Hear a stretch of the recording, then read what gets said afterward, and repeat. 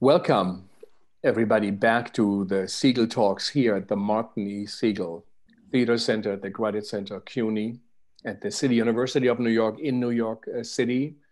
New York is at the moment the epicenter in the world of the Corona crisis. Again, we had over 1,000 dead people in a day. And so we are contributing and listening to the artist to find a way to cope with this crisis, to find meaning in these days, in these unprecedented times. And as always, artists have been on the right side of social progress, of justice. And we should have listened to them much better. They detect things, they anticipate the future. That's what so many plays, poems, or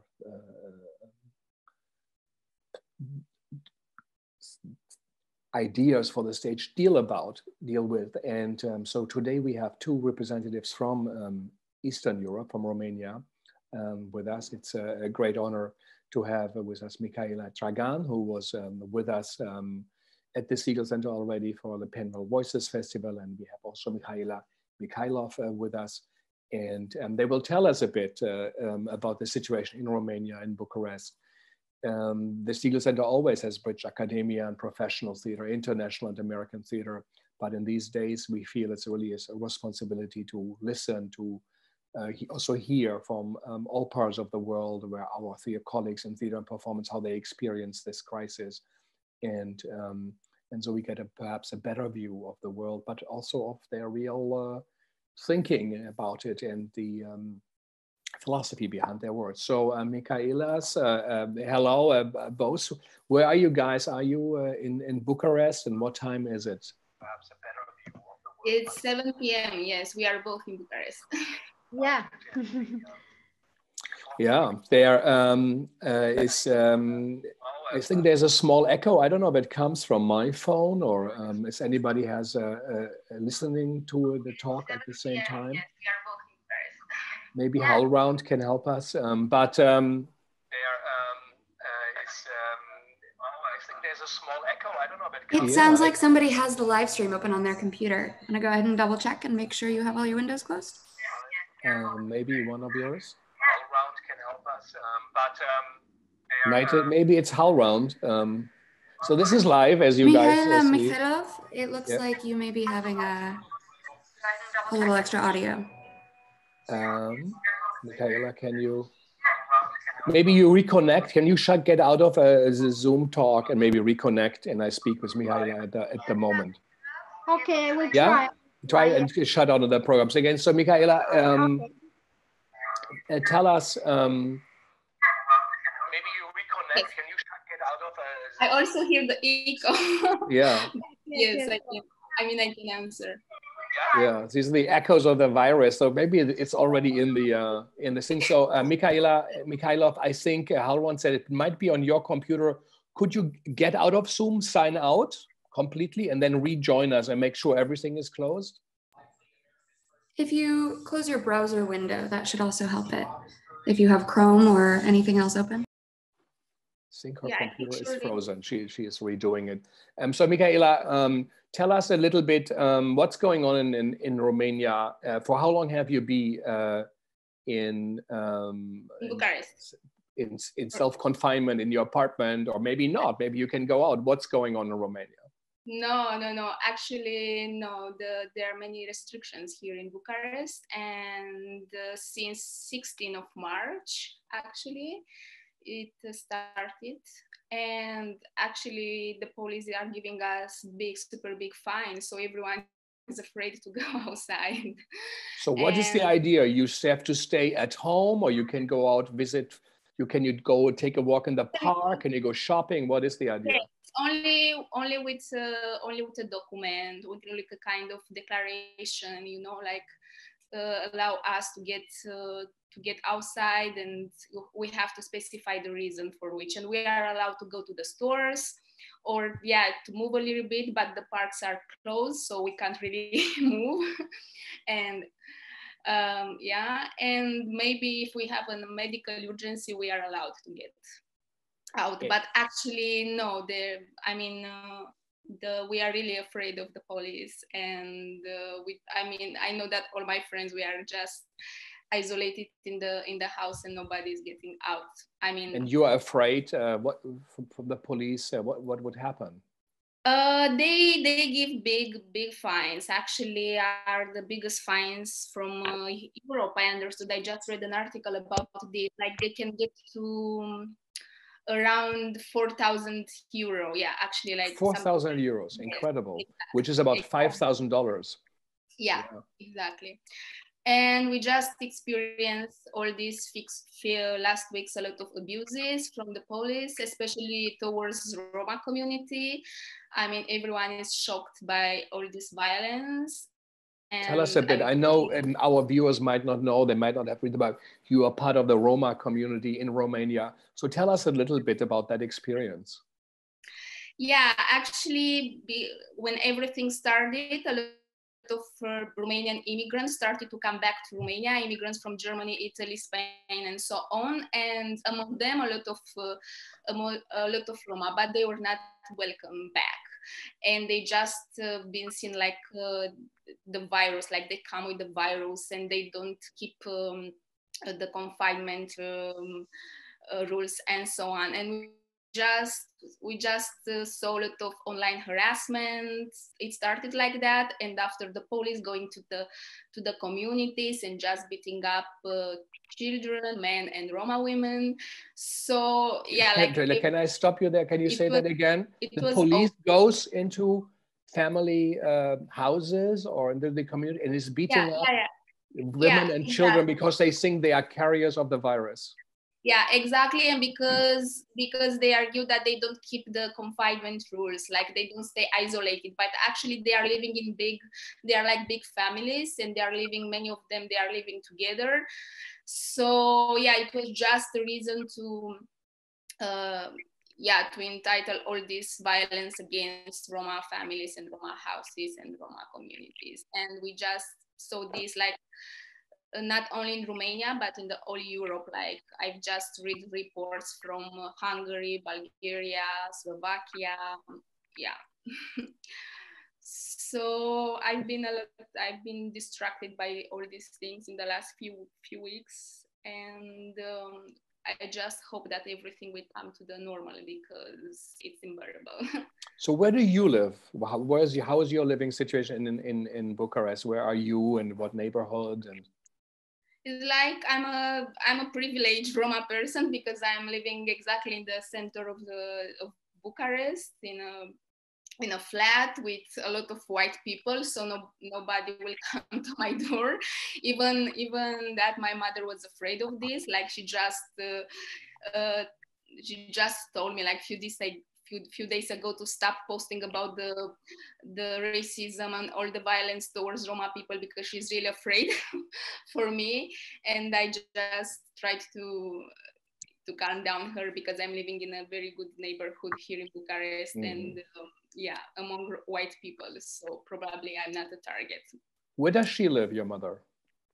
My mother, she lives in another city. Actually, she lives in a Roma neighborhood, and she's happy because she has a kind of garden and she can get out from time to time. But like everyone is afraid. So we just wait now for the 15th of May, like in 2 weeks, we'll be allowed to get out without this declaration. We'll be allowed to get out only wearing a mask, a protection mask. So I really hope that the things will improve. And because now it was a lot of fear. I don't know how the other Mihaela experienced this crisis, but for me it wasn't easy. And yes, I've been distracted from my work by all this violence. So has your mother seen those police brutalities? It's happened to friends or family, or it happened not to my family, but yes, to friends. Like for example, to friends or people with whom I've been working in the past in the Roma neighborhoods, because I've been working a lot with Roma women from the Roma neighborhoods in forum theaters and so on, and like. Yeah, like the monologues you showed at the Segal were, you know, from based on lives of the women, right? Yeah, and exactly, and friends of them, and like police just abused them they were just there in the Roma neighborhoods. We have here 2 or 3 Roma neighborhoods where mostly Roma people are living. So yeah, I heard a lot of abusive situation also from the other cities around Bucharest, like the police just trying to intimidate them. I have friends who are living there and they are afraid to go outside to the store because like a lot of police is around it and they try to intimidate them. And I just spoke with a friend that she has 2 uncles that they are disabled, and they were really scared, you know, by all these raves of the police. So yeah, this is. Do you think the police is ordered to do that, or do they do that on their own, or is there an order out from? Is like, of course, I mean, of course, like there were people that addressed this to the government, but it's like the government is also entitled them to do this. Like we can't really rely on our government that really like took the power now, and not in a good way at all.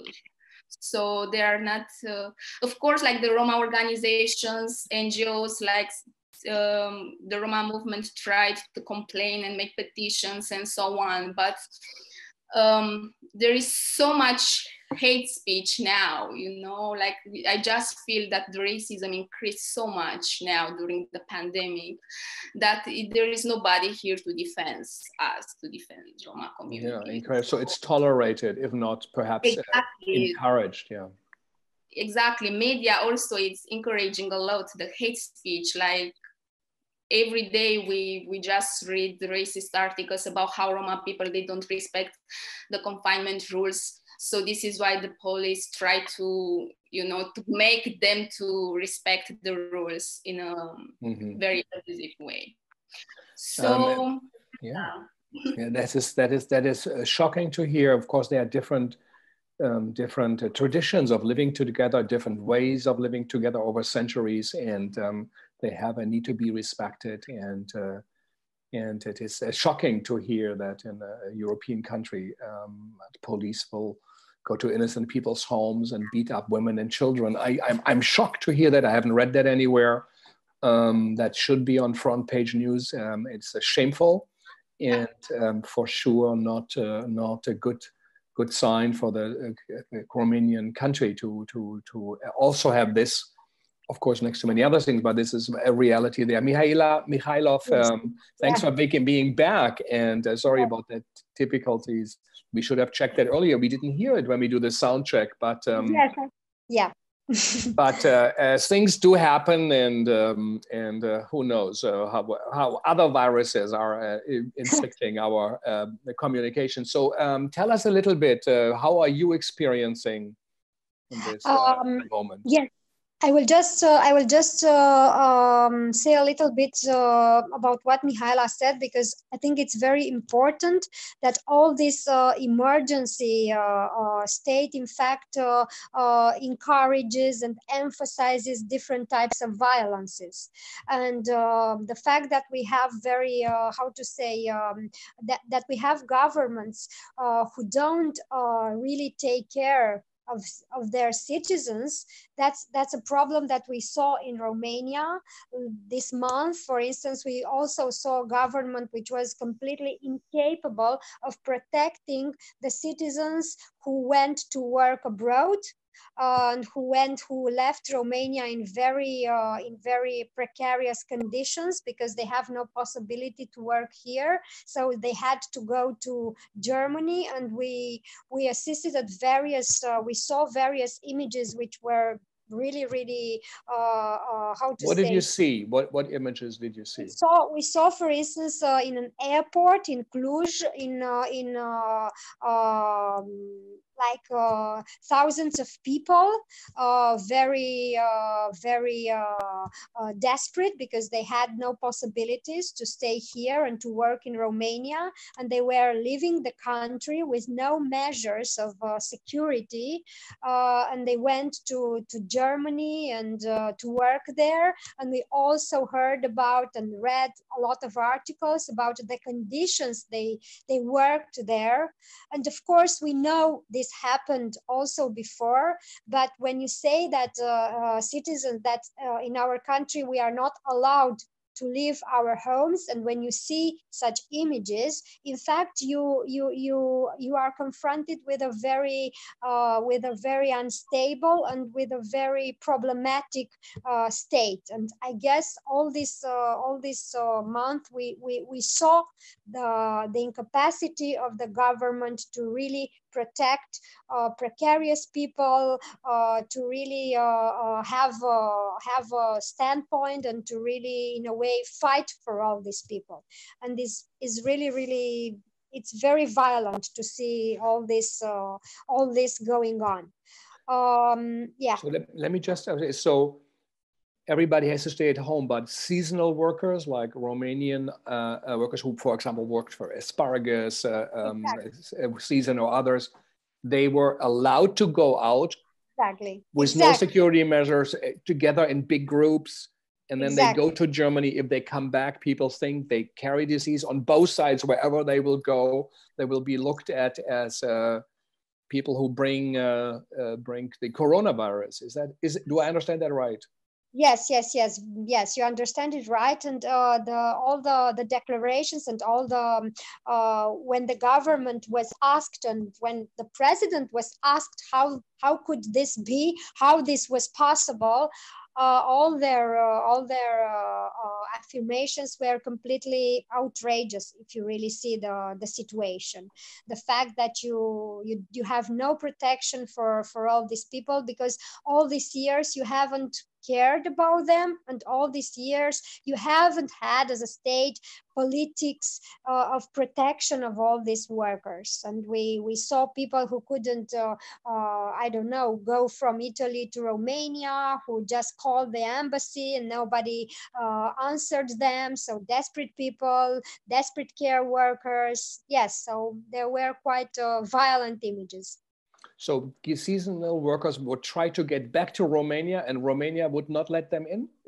No, I'm talking about the moment when Romania said that it's very, as Mihaela explained you, that it becomes problematic for an Italian who was working abroad to come back.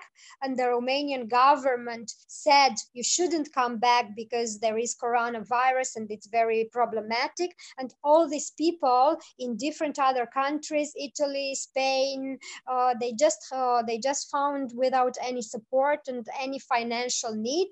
And we had like I don't know, women who were working in Austria, and the people they cared about, they were old, they died, and the women had no possibility and no financial support from the state to come back to Romania. To come back to Romania, yeah. But were they asked to come back, and or did the government say stay where you are? So on one hand, thousands were allowed to leave in chaotic circumstances without masks to work as foreigner, ignoring all health advisories. And then the people who are already outside are not supported to come back in a way that is safe. Is that right?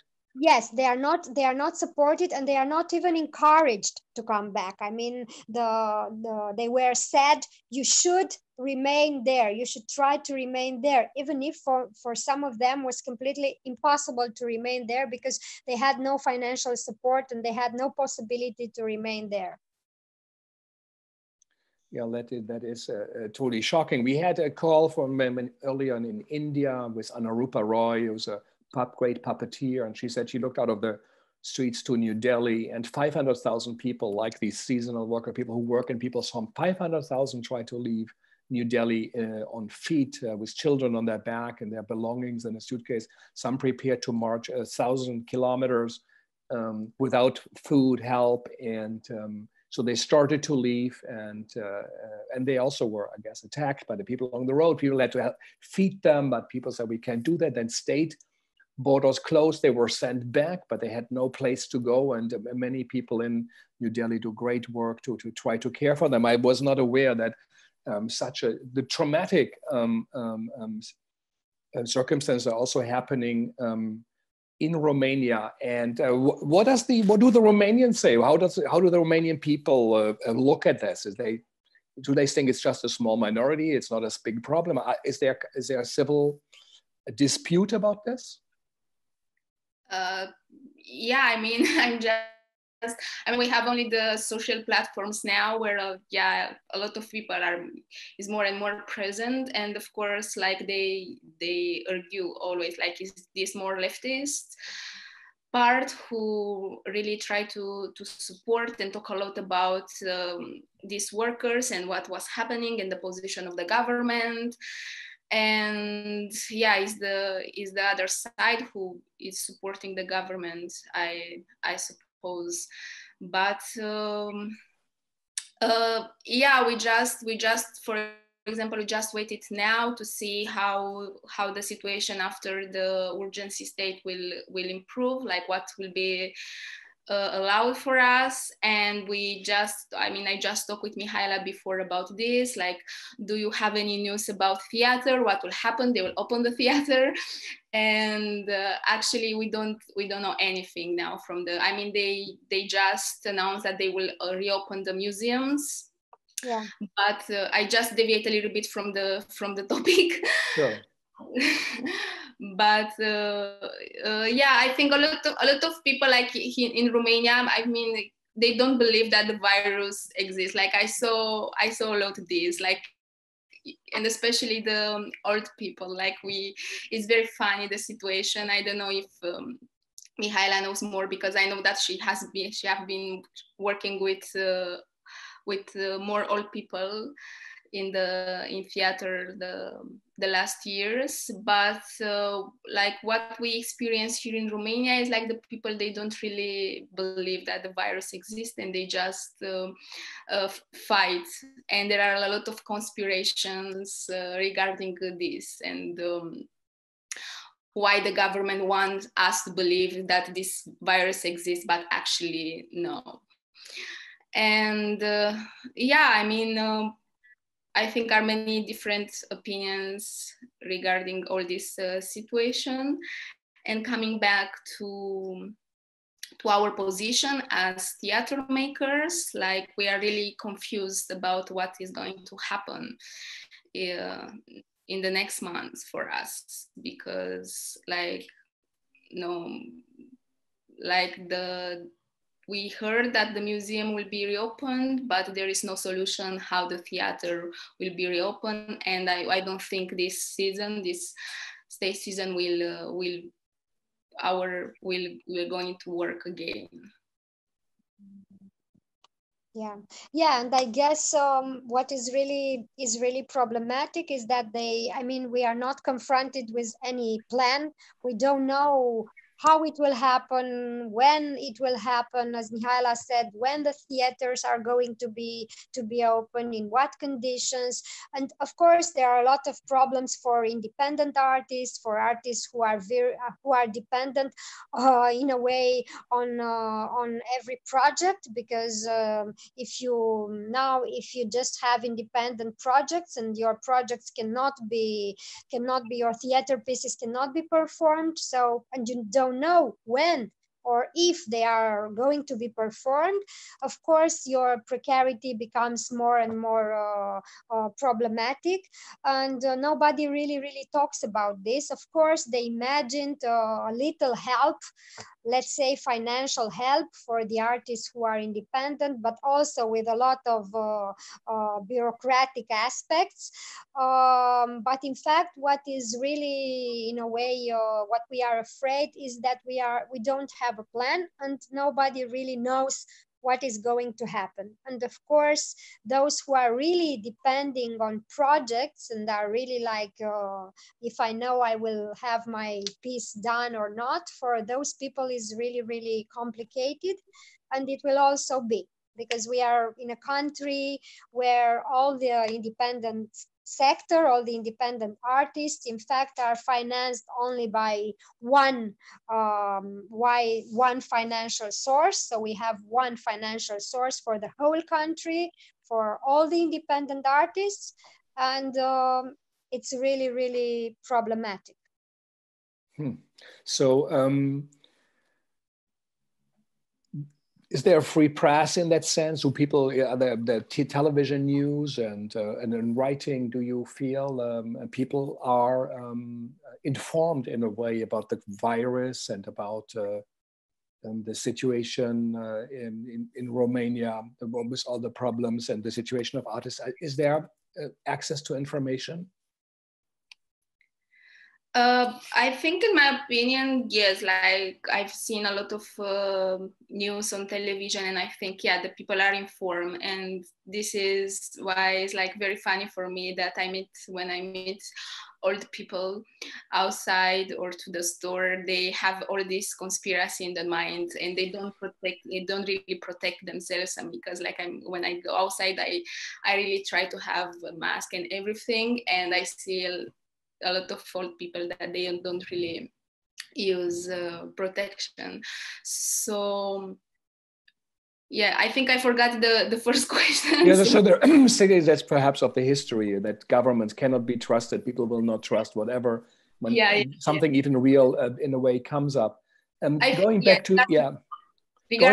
information, yeah, I feel that yes, it's a lot of information. Like I don't know if it's because of me, I have access to all this information, but I feel that people, they are really talking about this. It's like, yeah, it's the first topic. Yes, of course. Is the government doing a good job in Romania? No. No? No, it's not. It's not because, as I said, they are, in my opinion, they are more concerned about little enterprises and about the business sector and about going back to economy, and they are not so concerned about precarious people, about people who cannot have the privilege to stay home because they cannot, who don't know if tomorrow they have a job or they don't have a job. So this, of course, there has to be an interest in economy, and I can completely understand it. But the price, I guess, is sometimes too big. And the fact that the government, in all its public debates, and doesn't have solutions or tries to not to see the realities of different other categories, it's really, really problematic, and we see it every single day. Mm-hmm. And how are the infection rates and people dying? Is it moderate? Has it arrived fully? Is it behind you? I think we didn't reach the peak. Like in this moment, you want to know about the cases, yeah. How many cases we have? I think there are 40,000 around. Yes, now, and 860 deaths, something like that. Yes, I just in the morning.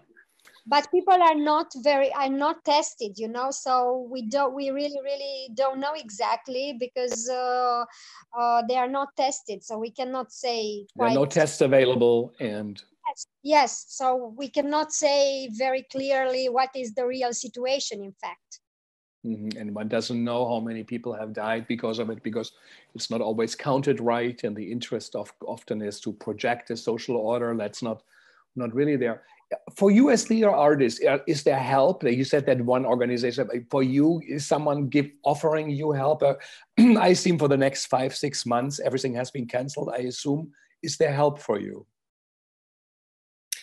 I mean, it's a little help from the government, for independent sector. So you had to apply with an email or? Yeah, we have to. Yeah, it's very bureaucratic, as Mihaela said. It's really like I tried to do this and I gave up at some point. What did you have to do? Let me know. Like just to sign some things, to send them some documents, like to like some because like one they will give you some help only if you have a contract in the last 3 months, you know. And this is, you know, like there are many independent artists, they work, you know how it's when you are a freelancer. So yeah, there was this condition to receive this help, and actually is only until now, only in May. So I don't know if the independent artists, they are going to receive more help after this date. And is like, if I'm not wrong, is around $500, something like that. It's not a lot. Yeah. Not so much. Yes. It's not a lot. And yeah, and you have to make this application that is like, for me, didn't work. But we don't know what is going to happen after this date, after 15th of May. I suppose the correct will be just to prolong this little help. So you gave up. It's so complicated to do. You kind of gave up. Mihaela, how is it for you? I have a privilege in the sense that I'm also having classes at the university in Bucharest, so I'm also there. And from this, you teach playwriting, or yes, I'm teaching playwriting. So from this point of view, I'm, let's say, more stable. But we have also problem with the space we have, the replica center, because it's an independent space. And now, because we don't have any kind of activities, we really don't know if or for how long we will be able to have the space in Bucharest, because we have to pay the rent and all other things. So yeah, it becomes more and more difficult, in fact, to be an independent artist in Romania these days. How is the situation for these kind of, as you call it, independence theater? How well, let's even before the bar, how well is it funded? Do people come? Is there a need for it? Is it a small audience, a bigger audience? How are you connected to life in Bucharest? I would say that, of course, the independent spaces in Bucharest are not so big. So it's less than 100 people that you can have. It's quite difficult because we don't get financed for the space. We get financed for projects, and we have to be sure that we always put some money aside in order to be able to have the rent paid. But I guess in the last years, the independent sector quite developed. What it's a pity is that some independent spaces, because the financial conditions are very precarious, they just disappeared, and they were really, really important. But it was very difficult for them to keep on going, and it becomes more and more difficult in these times to be able to pay the rent and all the other things, as I said. But I think it's important that they created an audience and that they developed an audience. And sometimes, I guess also Mihaela can say, because she does amazing things with her company, they did more, for instance, than the public sector. And it's also important because we have very, very few, for instance, public theaters who are really, really eager to collaborate with the independent sector. We have the Jewish theater, we have the small theater, but these are very, it's very, in a way, of course, it's good that it is, but it's not enough. It's less than enough, and this is also a problem. In fact, public theaters, the problem with them in Romania is that they are, most of the times, they are interested only in productions. That don't risk, that don't, for instance, I don't know, approach, let's say, political or social themes. They quite, they don't want to go into this, apart from the exception I told about. And it's difficult for you as an artist who has an interest in various topics and who is in a way social or political. It's quite difficult for you to connect with them, and yeah, you see they are quite not interested. How is the reception of your work? And Mihaela, you come out of the Roma community. Your exceptional work you do with telling their stories, but also telling stories for women in Romania. How is the reception of your work? I think in the last 2 years, the work have improved in the because like we started to collaborate, with few state theaters that they were eager to collaborate with us, and this was a big step for us and especially for our community, because never ever a Roma production was in a state theater. And I think I have the impression that all the independent sector in Romania, we have our own audience.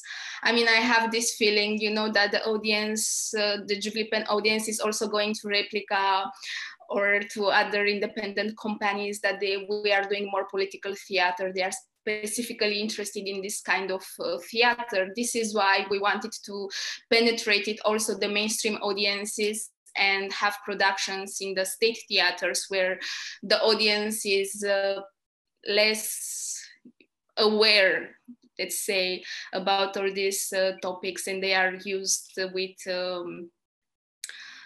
another kind of theater that and I have the impression, I mean, the last 2 years for us in Giuvlipen, they were really good, because like we had the production with the Jewish theater, we had another production with another state theater from another city, Teatrul Andrei Mureșanu, that I really like their productions and their repertoire. And I think we had a good feedback. Of course, like everything is very new somehow for the audience, like even seeing a whole Roma cast on the stage is a big thing, for an audience that never was used to see this.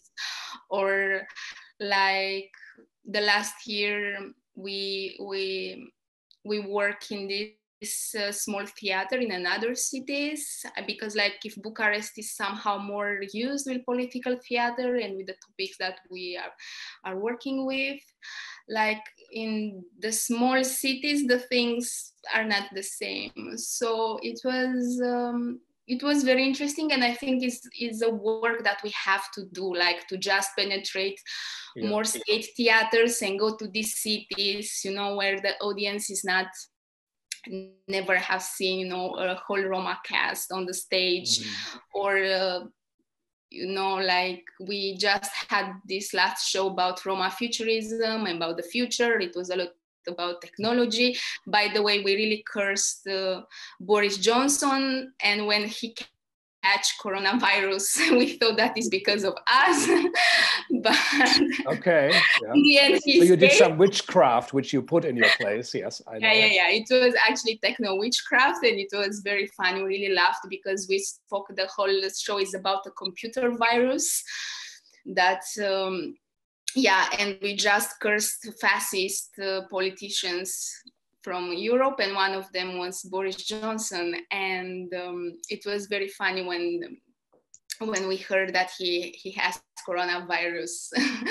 That maybe like our curse.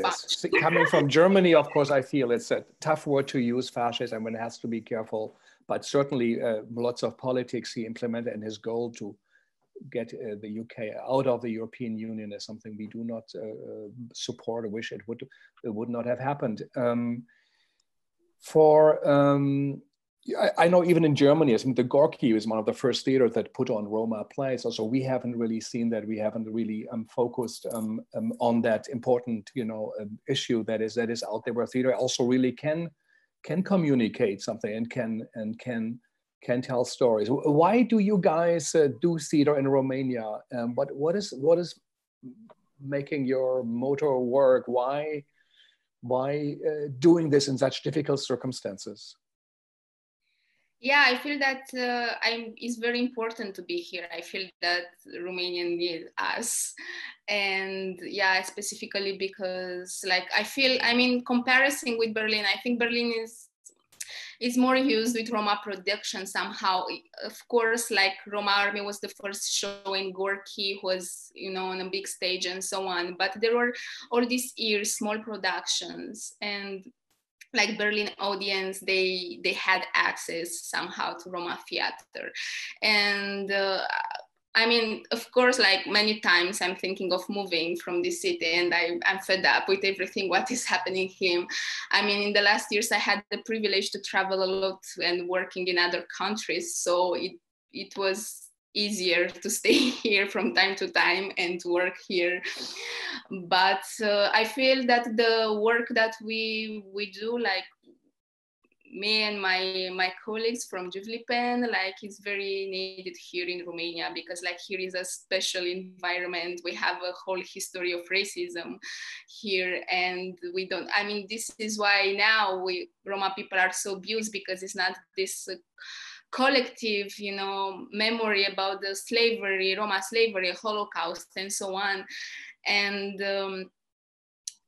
we have to do this work through art, like, and many times, like after our shows, like I'm just surprised that people, they don't know anything about Roma people here in Romania, even if we are living here for centuries, you know. So I think, yeah, it's we have to be here, and we like the work that we do is very important, especially here. But yes, I'm really thinking many times, like, just to leave the country, and I have this impulse that I have to leave. I have to leave. And sometimes, yeah, it's a lot of pressure, because like having this responsibility as an artist, you know, is a lot of pressure to talk about these topics in your art. This is why the last year I've been working so much on Roma futurism, and developing this topic about Roma people in the future, because like we as theater makers, we always feel this pressure to talk about this unknown and unrecognized past, oppressive past and oppressive history. And this doesn't give us space to think about us in the future, or having access to technology, or imagining us exploring the space, or so on. And yeah, I mean, it's not easy, but I think it's meaningful at the end of the day to do this here. How is it for you, Mihaela? For me, in a way, it's like Mihaela said, I guess for me, theater is also responding to some local realities. And I think I feel more connected to our political realities, and to the view I can put on. And I think it's important that in Replica, we developed a lot of activities in schools and in high schools. And we also wanted to go to schools which are not so privileged, and to work with kids who don't have access to shows. For instance, we have worked and have done different shows, or different debates with kids who have never stepped into a theater. And for us was really important to go there and to keep contact to all these kids, not only because we say that it's important to do theater for kids because we have the audience of tomorrow. No, for us it's important to have to work with kids and teenagers, because we think they could be more involved in these political realities and more aware of this, and they could respond to this, because in a way, probably you know or you don't know that when you say political theater or socially involved, engaged theater, when you say this in Romania, it's quite it's not so good. Also because we tend, because of our history, sometimes we tend to when we say political theater, we think about propaganda because we have this history in communism. But I guess it's very important to talk about these realities nowadays and to try to create in a way a different kind of contra propaganda through theater, and to bring about subjects and themes who are perceived only from one perspective, as Mihaela said, or to give them a broader significance, and also to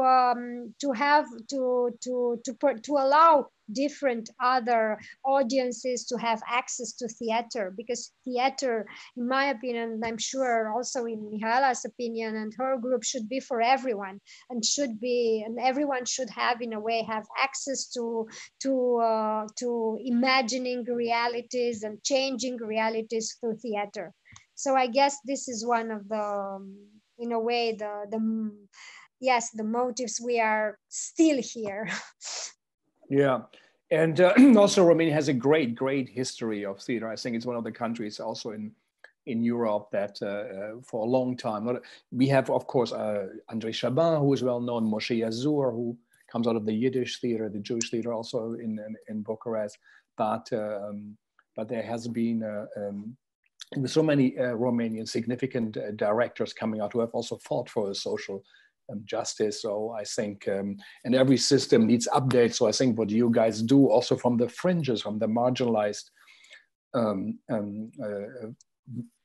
distance to the center, you perhaps match a much clearer view of a Romanian society. Your filmmakers at the moment are so significant worldwide, so lots of it is going on. But there are, great problems out there since the opening of the Berlin Wall, and it is something to work through, and your work is needed. It's truly shocking to hear that even now there's police brutality for clearly only racist reasons. And we heard from African-American playwrights who are with us also that they feel their families, who, by the way, are making wills. They say they work in the health industry, in the service industry. They don't have, they say, bank accounts. They don't have jobs, since they are forced now to make our wills. And the white America looks at us as we are the ones who bring the diseases, because they have higher percentage of diabetes, and perhaps sometimes from personal medical problems, and that they are now looked at as the ones who carry the disease. Even so, we all know the virus does not distinguish between race and class and culture. So it's a shocking thing to do, and it's brave of you to be out there and do your work. Do you feel the time you are experiencing now has an impact on your artistic work? If you are now in Bucharest, in your rooms, and it's a time to think. What do you do all day, and is anything changing in your view of the world? Totally. Totally. I mean, to be honest, I haven't been so creative these weeks, and I just decided to not feel guilty about this. Because it's really a difficult time, and with everything that happens. So I mean, at the beginning, I was just happy that I have time to rest, thing that I didn't have before. But after 2 weeks, it became too much, and I'm not doing anything creative. I'm just reading things and watching all the movies that I couldn't watch before because I hadn't have time.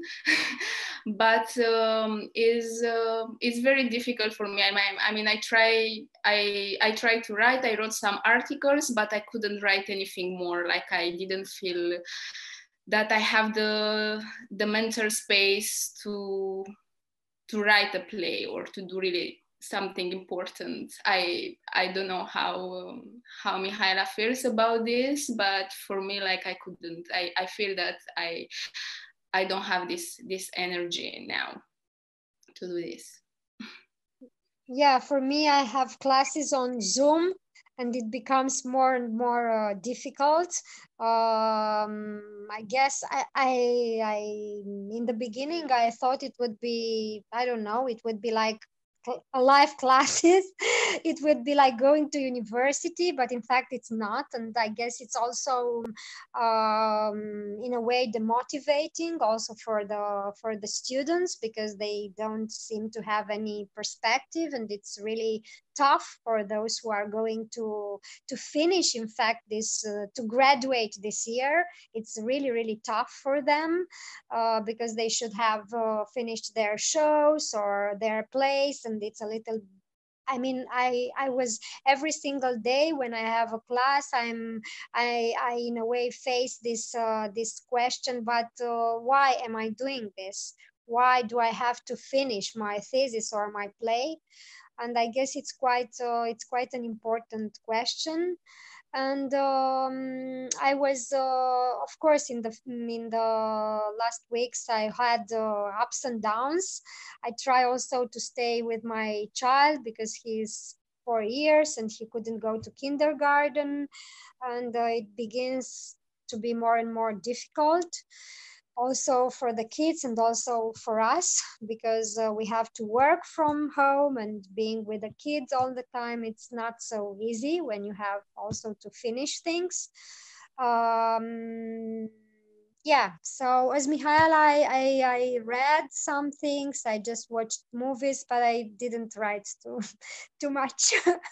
But I guess it's also okay to have, I mean, to think about this. And I'm also a little bit fed up with this discourse that we should be very optimistic and very like try to do the best of our times. I'm a little bit also fed up with this discourse, and also with the discourse that we should all be happy that we are going back to normality, because I think we should question more and more what this normality meant before, and what normality we would like to embrace, because I think this is really problematic.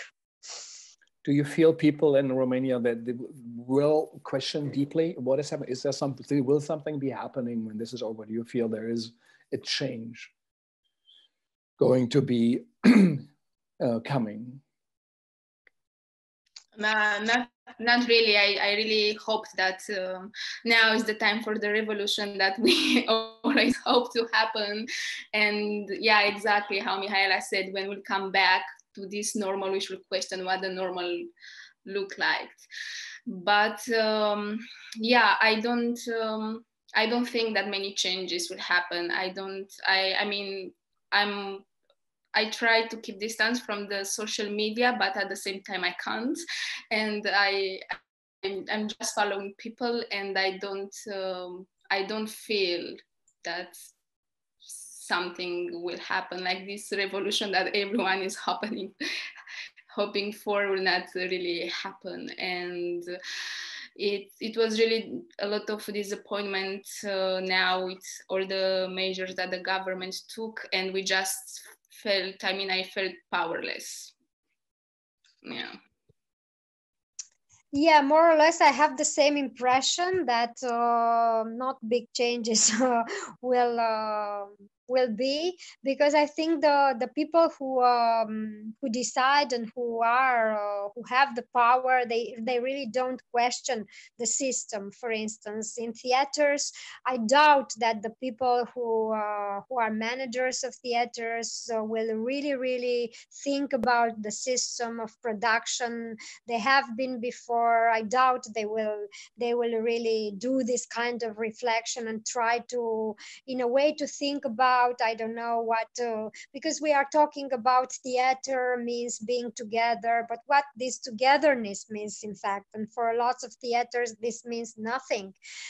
We have public theaters which are financed by, who have public money, but how public are they? Are they public? For whom they function? In fact, there are questions that they should, I mean, they should try to reflect on, and I doubt they will really do, because it's more in a way it's easier to be to keep your activities as you have had them before, and really not to really reflect on what you could do better, and in a way try to put aside the system of production, which becomes more and more obsessive, and the fact that one show ends and you have to produce another one, and then another one, and then another one, and really not have time to reflect on them, to create also other, let's say, I don't know, territories of togetherness. And I think it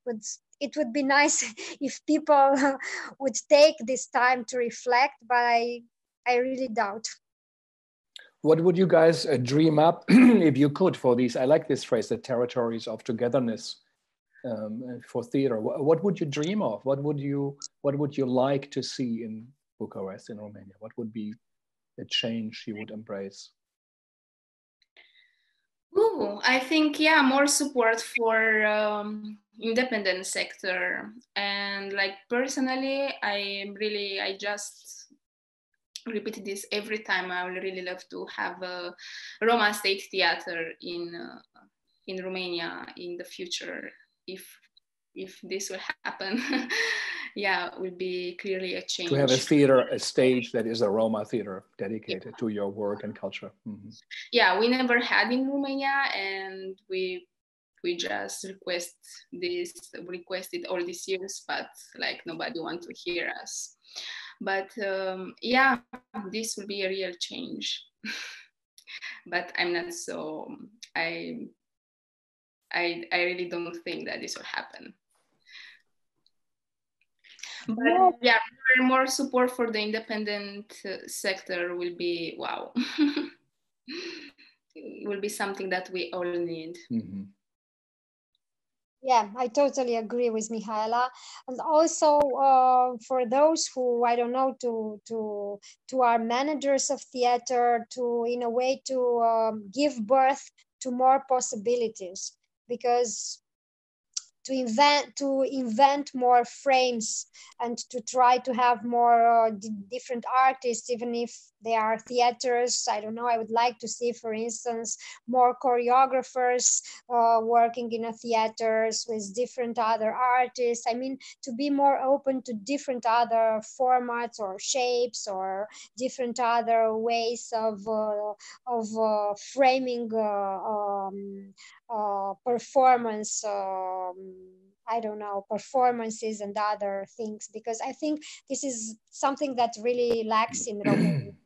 A more broader perspective, that those who really have money because they have theaters and they have people who are employed there, they could allow more easily than us. We are really dependent on funds. We are really dependent on a deadline. We are like we have to be very strict. We are also, in cases of Mihaela, actresses, producers, cleaning stages and other things. So we are doing a lot of things, and sometimes unfortunately our creativity is lacks in a way, because we have to do all these things. But I think you are really lucky if you are working today, if you are the manager of a public theater today, because I guess you could imagine more things, and it's a pity that those people who are there really don't give birth to various possibilities of creating theaters. So we hope if any one of those theaters are listening, or people who are in charge of it, and I think these are significant changes that actually create better theaters. I mean, it's a human rights, as we think, access to health care, access to education, and access to the arts. And we know that the theater is better if it's open, if they are in that post-traumatic way. There are different elements existing next to each other in the same order, whether it's movement, light, writing, choreography, and this is ensemble work is significant. Different languages parallel on stage, and also, as Milo Rao said again, what he tries. Also, Oscar Eustace just said, from the public theater in New York, perhaps it also has to get out of the spaces into the rooms of the city, whether they are outside or inside in different forms. Millerau said they are planning that they cannot go into the space anyway. Perhaps artists will inhabit, or people could come all day and go in the theater, see an installation, to use it in a different way, but to really create a dialogue with the city, and there's so much to explore and to build on. So I think what you are thinking about or dreaming about is really also needed to get a better theater, to get a contemporary theater. And of course, there should also be the plays of the history, which you do have. But I think, as Hans Lehmann said, theater is a house. It has many rooms, but they also have to be new rooms that are inhabited, and they have to be like in a museum where you have different centuries next to each other represented in art. It should also be and that the same way. Again, I'm shocked to hear about the police brutality. I know that also Romania will be European capital of the culture, right? Is it next year in Cebu? Timișoara, yeah, in 2021. Yeah, actually, yes, the next year. Yeah, how so, you know, are you invited for that, Mihaela? Yeah. Yeah. I don't know about replica. Yeah, I suppose. Yeah. We are invited for some events. Actually, some of them should have been happen in May, but of course they are cancelled. Mm-hmm. So yeah, I mean, we received some proposal to be there, to participate with our shows there, and even to organize bigger events together with other theater collectives there. But now everything is on hold on. So yeah. Yeah. Yes, we have also invited by the National Theatre, but we don't know if we are going to do something or not, because there are also financial problems with the capital, and there are different kinds of problems they are facing. So nothing is really sure. Yeah. Is there anything you would like to say, or would you say, you know, to fellow artists or people, our listeners, but also people in Bucharest and their houses, or so? What gives you meaning, or what do you feel is significant to focus on at the moment? What should we be doing?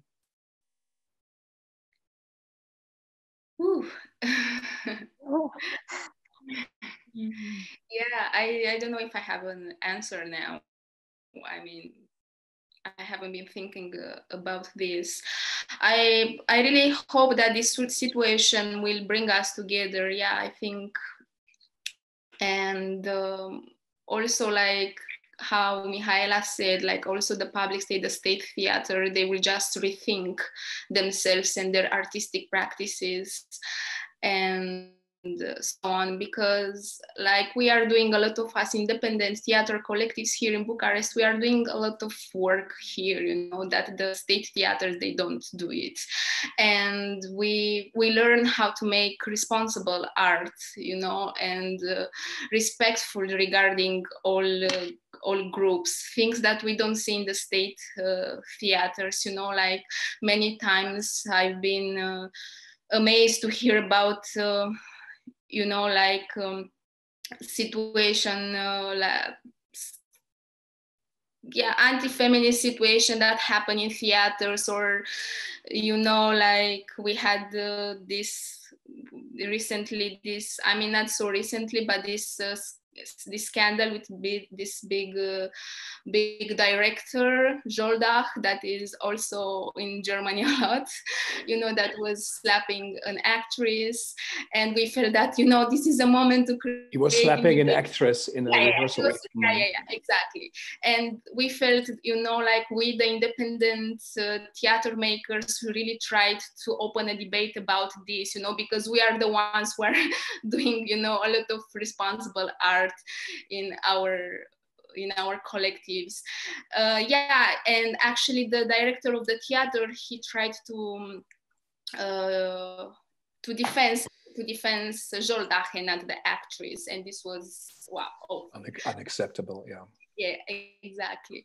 So I don't think that the state theaters, they have the awareness that we have, and they question what we questionate, you know. So I really hope that they will be influenced by our practices, because like I mean, in this moment, like I'm not really interested about what is happening in the state theaters, and I'm not going to see plays there. Very rarely I'm going like there. So I really hope that we will come together, and the rights of the independent artists here will be more defended, and we can influence them, because like yeah, thank you. Yeah. Mihaela, what do you think? I don't know. It's quite a difficult question. I would say that it's important in a way to think of this period as a time of changing a little bit our former normality, and not to long for coming to that normality, and to hope that that normality is really lost.